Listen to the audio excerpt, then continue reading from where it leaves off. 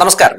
എന്തുകൊണ്ടാണ് റിപ്പോർട്ടർ ചാനലിനെതിരെയും ഉടമ ആൻഡോ അഗസ്റ്റിനെതിരെയും മനോരമ അടക്കമുള്ള മാധ്യമങ്ങൾ ഇങ്ങനെ വളഞ്ഞിട്ട് ആക്രമണം നടത്തുന്നതെന്ന് നിങ്ങൾ ചിന്തിച്ചിട്ടുണ്ടോ? എന്നാൽ ഞാൻ ചിന്തിച്ചിട്ടുണ്ട്. വ്യക്തമായിട്ടുള്ള അതിൻ്റെ ഒരു മറുപടി പറയാം.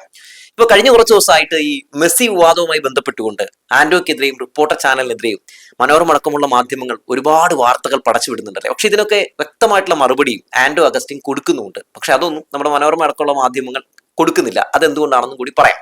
ആദ്യം നമുക്ക് മനോരമയിലെ ഒരു വാർത്ത നോക്കിയാലോ. ഇങ്ങനെയാണ്: മെസ്സിയുടെ പേരിലെ തട്ടിപ്പിൽ സ്പോൺസറുടെ അക്കൗണ്ടിലേക്ക് എത്തിയത് 206 കോടിയെന്ന് GST IST സംഘത്തിന്റെ കണ്ടെത്തൽ എന്നുള്ളതാണ് കേട്ടോ മനോരമയുടെ വാർത്ത. മനോരമ മാത്രമല്ല, ഏഷ്യാനെറ്റും അങ്ങനെ പല മാധ്യമങ്ങളൊക്കെ ഈ വാർത്ത കൊടുത്തിട്ടുണ്ട്. അപ്പൊ ഇതിന് മറുപടിയായിട്ട് ആൻഡോ തന്നെ രംഗത്ത് വന്നിട്ടുണ്ട്. തന്റെ ഫേസ്ബുക്കിൽ അദ്ദേഹം എഴുതിയത് ഇങ്ങനെയാണ്. അത് വായിച്ചിട്ട് നമുക്ക് മറ്റുള്ള കാര്യങ്ങളൊക്കെ ചർച്ച ചെയ്യാം. കേരള സർക്കാരിനോടും സർക്കാർ നിയോഗിച്ച അന്വേഷണ സംഘത്തോടും ഒരു അപേക്ഷയുണ്ട്. അർജന്റീനയുടെ കേരള സന്ദർശനവുമായി ബന്ധപ്പെട്ട എല്ലാ ഇടപാടുകൾക്കും റിപ്പോർട്ടർ ബ്രോഡ്കാസ്റ്റിംഗ് കമ്പനി, അതായത് RBCയുടെ കയ്യിൽ രേഖകളും തെളിവുകളുമുണ്ട്. രാജ്യത്തെ നിയമമനുസരിച്ച് നിങ്ങൾ ആവശ്യപ്പെട്ടാൽ അവയെല്ലാം സമർപ്പിക്കാൻ ഞങ്ങൾ സന്നദ്ധരുമാണ്. പക്ഷേ ഈ രേഖകൾ ആവശ്യപ്പെട്ടുകൊണ്ടുള്ള നോട്ടീസുകൾ GSTയുടെ SIT ഞങ്ങൾക്ക് അയക്കാതെ മറ്റ് മാധ്യമ സ്ഥാപനങ്ങളായ ഏഷ്യാനെറ്റ്, മനോരമ, മാതൃഭൂമി, മീഡിയ വൺ തുടങ്ങിയവർക്കാണ് നിലവിൽ നിങ്ങൾ അയച്ചു കൊടുക്കുന്നത്.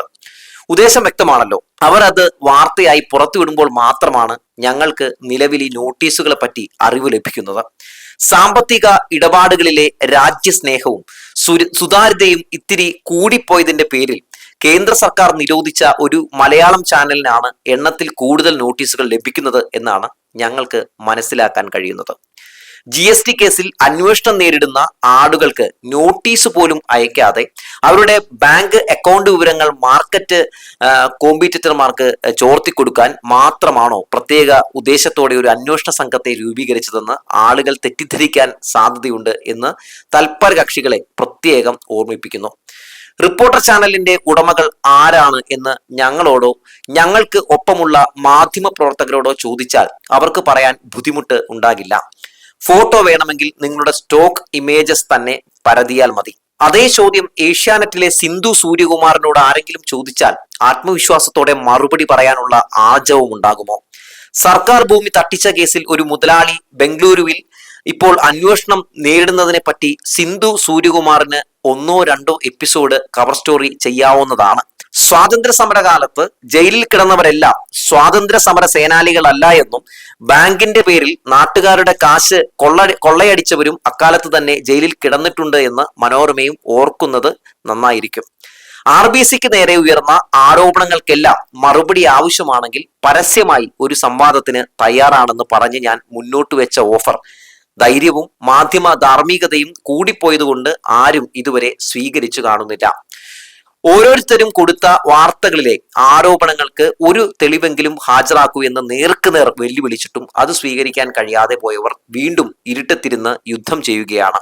വാൽകഷ്ണമായിട്ട് കൊടുക്കുന്നു. ആരുടെയെങ്കിലും അക്കൗണ്ടിൽ പണം വന്നാൽ അത് കുറ്റമാണ് എന്ന് തോന്നുന്നത് വെളിപ്പെടുത്താൻ കഴിയാത്തിടങ്ങളിൽ നിന്നും വെളിപ്പെടുത്താൻ കഴിയാത്ത കാര്യങ്ങൾക്ക് പണം സ്വീകരിച്ചതിന്റെ ശീലക്കേട് കൊണ്ടാണ്. അത് മരുന്ന് കഴിച്ചാൽ മാറാൻ ഇടയില്ലാത്തത് കൊണ്ട് തൽക്കാലം ഒന്നും ചെയ്യണമെന്നില്ല എന്നാണ് പറയുന്നത്. നോക്കൂ, റിപ്പോർട്ടർ ചാനലിനെതിരെ മനോരമ അടക്കമുള്ള ഏഷ്യാനെറ്റ് അടക്കമുള്ള മാധ്യമങ്ങൾ ചെയ്യുന്ന വാർത്തകൾക്ക് എത്ര വ്യക്തമായിട്ടാണ് ആൻഡോ അഗസ്റ്റിൻ മറുപടി നൽകുന്നത്. ഇനി ആൻഡോ അഗസ്റ്റിന്റെ പേരിൽ ഈ പറയുന്നത് പോലെ ഇവരൊക്കെ ഉന്നയിക്കുന്നത് പോലെ തെളിവുകൾ ഉണ്ടെങ്കിൽ സ്വാഭാവികമായിട്ടും എന്താണ് ഈ കേന്ദ്ര അന്വേഷണ ഏജൻസികൾ ചെയ്യുക? ഇദ്ദേഹത്തെ പിടിച്ചകത്തിടും അല്ലെ? തീർച്ചയായിട്ടും പിടിച്ചകത്തിടും.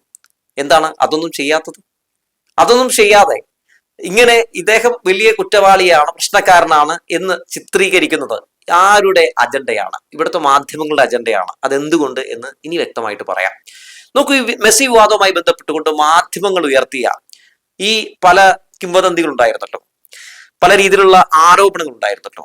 ആ ആരോപണങ്ങൾക്ക് വ്യക്തമായിട്ട് മറുപടി എന്തായാലും ഈ പറയുന്ന ആൻഡോ അഗസ്റ്റിൻ ചോദിച്ചിരുന്നു. അന്ന് അദ്ദേഹം ഒരു 6 ചോദ്യങ്ങളാണ് ഇവരോട് ചോദിച്ചത്. ആ 6 ചോദ്യങ്ങൾ എൻ്റെ കിടക്കുന്നുണ്ട്. ഞാൻ ആ ചോദ്യങ്ങൾ ഒന്നൊന്നായി വായിക്കാം. അർജന്റീന ഫുട്ബോൾ അസോസിയേഷനുമായി RBCക്ക് കരാറില്ല എന്ന് തെളിയിക്കാനാകുമോ? 2, AFAക്ക് പണം നൽകിയത് അനുമതിയില്ലാതെയാണ് എന്ന് വാർത്ത നൽകിയത് ഏത് രേഖയുടെ അടിസ്ഥാനത്തിലാണ്? 3, കള്ളപ്പണം വെളുപ്പിച്ചെന്ന ആരോപണം എന്ത് തെളിവുകളുടെ അടിസ്ഥാനത്തിൽ? 4, പണം അയച്ചതിന് കേന്ദ്രാനുമതി ഇല്ലായിരുന്നു എന്ന് തെളിയിക്കാൻ കഴിയുമോ?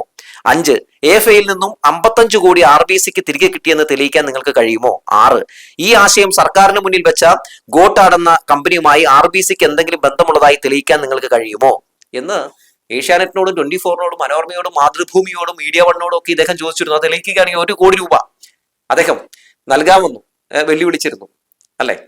പക്ഷെ ഈ വെല്ലുവിളി ഈ മാധ്യമങ്ങൾ ആരും തന്നെ ഏറ്റെടുത്ത് കണ്ടില്ല. അത് എന്തുകൊണ്ടാണെന്ന് നിങ്ങൾ ചിന്തിച്ചിട്ടുണ്ടോ? എന്തുകൊണ്ടെന്ന് വെച്ചാൽ വ്യക്തമായിട്ടുള്ള ഇവരുടെ കയ്യിൽ രേഖകളില്ല. അപ്പൊ പെട്ടെന്ന് എന്താണ് ഈ പറയുന്നത് പോലെ മെസ്സി വിവാദം ഉയർന്നു വരാനുള്ള കാരണം?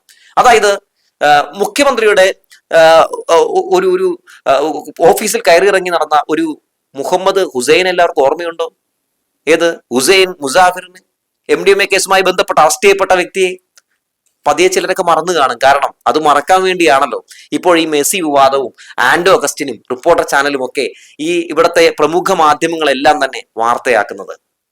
ആ വാർത്തയിൽ നിന്ന് ജനങ്ങളെ ശ്രദ്ധ തെറ്റിക്കാൻ വേണ്ടി ഇവിടുത്തെ പ്രമുഖ എന്ന് അവകാശപ്പെടുന്ന പല ജേർണലിസം ചെയ്യുന്ന മാധ്യമങ്ങൾ പടച്ചുവിട്ട സംഭവമാണ് ഈ മെസ്സി വിവാദം എന്ന് പറയുന്നത്. മരമുറി കേസുമായി ബന്ധപ്പെട്ട് ആൻഡോ അഗസ്റ്റിനെയൊക്കെ അറസ്റ്റ് ചെയ്യപ്പെട്ടിട്ടുണ്ട്.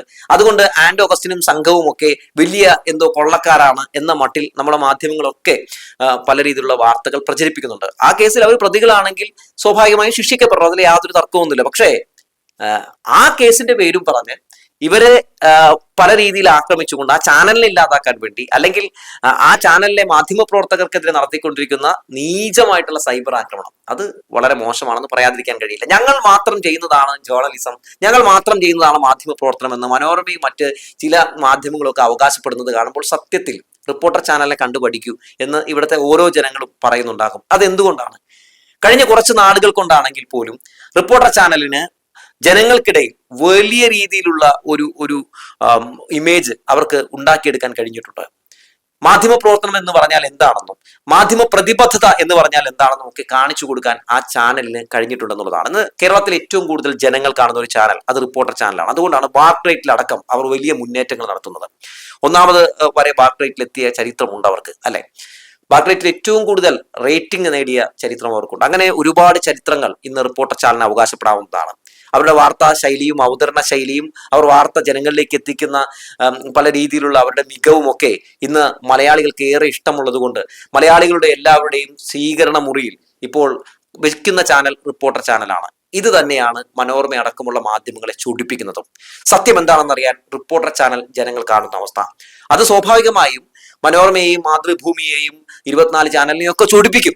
അപ്പൊ സ്വാഭാവികമായും എന്താണ് ചെയ്യുക? ഈ ചാനലിനെ ഇല്ലാതാക്കുക. അത് ഇല്ലാതാക്കണം എന്താണ് ചെയ്യുന്നത്? അതിനുവേണ്ടി ഫണ്ട് മുടക്കുന്ന മുതലാളിയെ ആക്രമിക്കുക, മുതലാളിയെ അകത്താക്കുക. അപ്പൊ സ്വാഭാവികമായിട്ടും ആ ചാനൽ തകരുന്ന സാഹചര്യം ഉണ്ടാകും. അപ്പോൾ അതിനുവേണ്ടിയുള്ള ശ്രമങ്ങളാണ് ഈ മാധ്യമങ്ങൾ ചെയ്തുകൊണ്ടിരിക്കുന്നത്. പക്ഷേ എന്തു പറയാനാണ്, ഇമാതിരി ചാറ്റൽ മഴയൊന്നും കണ്ടാൽ പേടിക്കുന്ന ഒരാളല്ല ആൻഡോ അഗസ്റ്റിൻ. അദ്ദേഹം ഓരോ ആരോപണം വരുമ്പോഴും കാണിച്ചു തരികയാണ്.